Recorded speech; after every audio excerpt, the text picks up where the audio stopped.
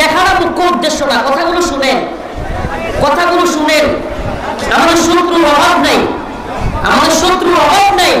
হাসিনা চলে গেছে, কিন্তু হাসিনারে যারা রাখছিল এদের ষড়যন্ত্র এখনো বন্ধ হয়নি। এই ভারতের নেতা তারা এই পাগলের দলের মাথা খাওয়া হয়েছে। হাসিনা ছিল এদের পুতুল, এবং পুতুল যখন চলে গেছে এদের মাথা গেছে খারাপ হয়ে।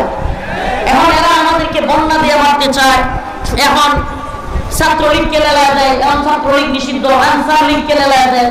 বিভিন্ন সময় এদেশকে অস্থির করার জন্য বিভিন্ন ষড়যন্ত্র হচ্ছে। তো এগুলো থেকে আমাদেরকে সজাগ থাকতে হবে। এখন পাগলের সুখ মনে মনে কাগজ উড়ায় টাকা গুনে, একটা কথা আছে না? কথা বুঝেন নাই মনে হয়?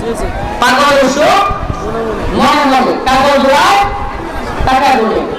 তো ডোনাল্ড ট্রাম্প নাকি ক্ষমতায় এসে এখন তাকে হাসিনা বুবু আবার আয় করবো।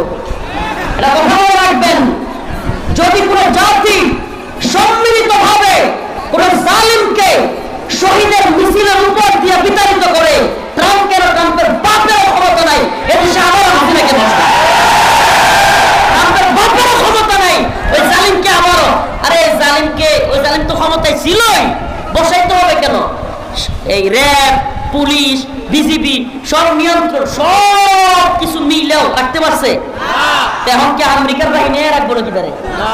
এখন আবার আইলে পাড়াই তো বাইরে বাংলার জনগণ। তো এই জন্য সচেতন থাকতে হবে আমাদেরকে, সচেতনতা খুব জরুরি। আমি যে আয়াতে কারিমা তেলাওয়াত করেছি, লাতাজিদান্না শাদ্দান-নাসি আদাওয়াতাল লিল্লাযীনা আমানুল ইয়াহুদ, লাতাজিদান্না শাদ্দান-নাসি আদাওয়াতাল লিল্লাযীনা আমানুল ইয়াহুদ ওয়াল্লাযীনা আশরাকু।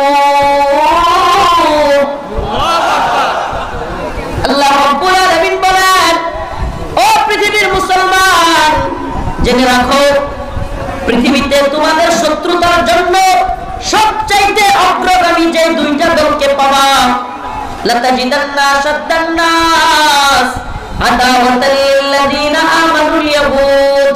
এর প্রথম দল হলো ইহুদি। কোন দল? মুসলমানদের শত্রুতায় আল্লাহ বলতেছেন সর্বপ্রথম তোমরা যে দলকে পাবা এই দলটার নাম কি? ইহুদি। ইহুদি। এখন মিলায় দেখেন গোটা পৃথিবীতে বিগত 1 শতাব্দীর হিসাবে যদি করেন, দেখবেন সবচাইতে বেশি নির্যাতিত মুসলিমদের একটা অঞ্চলের নাম হলো ফিলিস্তিন।